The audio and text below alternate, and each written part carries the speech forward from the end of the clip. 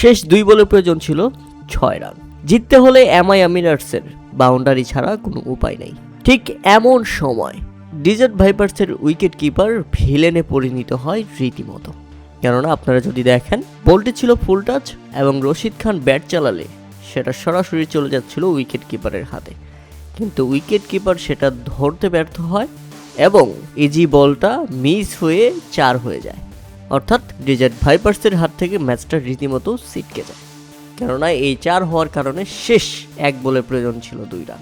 রীতিমতো হতাশ বোলার, রীতিমতো হতাশ সতীর্থ ক্রিকেটাররা, রীতিমতো হতাশ অধিনায়ক, রীতিমতো হতাশ টিম মালিকরা পর্যন্ত। এটা কি হয়ে গেল ডেজার্ট ভাইপার্সের সঙ্গে? এটা কি করলো তাদের উইকেট কিপার? এরপর শেষে 1 বলে প্রয়োজন 2 রান, আবারও রশিদ খান। বোলারের দুর্দান্ত ডেলিভারি, এবার ব্যাট চালিয়ে পরাস্ত হয়েছেন রশিদ। ব্যাটে বলে সংযোগ হয়নি, তবে বলটাকে দারুণভাবে ধরে এ যাত্রায় রান আউট করে দিয়েছে দারুণ একটি থ্রোতে। উইকেট কিপার ভিলেন থেকে মুহূর্তেই বনে গেলেন হিরো, কেননা তার এই অবিশ্বাস্য রান আউট করে দিয়েছে দলের জয়।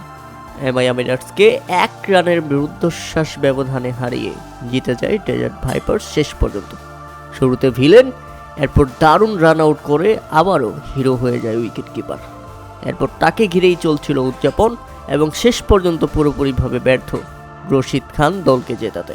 সাকিব আল হাসানকে এদিন বাদ দিয়েছিল এমআই আমিরাটস, অথচ আজকের ম্যাচে যদি তাদের ব্যাটিং পারফরমেন্স দেখেন, 159 রান করতে গিয়ে তারা থেমে গেছে 158 রানে। এবং আপনারা যদি দেখেন, শুরুর দিকে সকল ব্যাটসম্যান ব্যাপকভাবে বল খেয়ে গেছে, প্রত্যেকেরই স্ট্রাইক রেট 100-র জায়গায়। একমাত্র কারণ পলার্ড ছাড়া এদিন কেউই সুবিধা করতে পারেনি ব্যাট হাতে। তাই তো শেষ দিকে এসে বিপদে পড়ে যায় এবং ফিনিশার রুলে আসা রশিদ খান তিনিও শেষ পর্যন্ত ব্যর্থ হয়েছেন। তাদের সামাজিক যোগাযোগ মাধ্যমে ভক্ত সমর্থকরা ব্যাপকভাবে ধুয়ে দিচ্ছে এমআই আমিরাটসকে। সাকিব আল হাসানকে পর্যাপ্ত সুযোগ না দেওয়ার কারণে ক্ষিপ্ত হয়েছে তারা।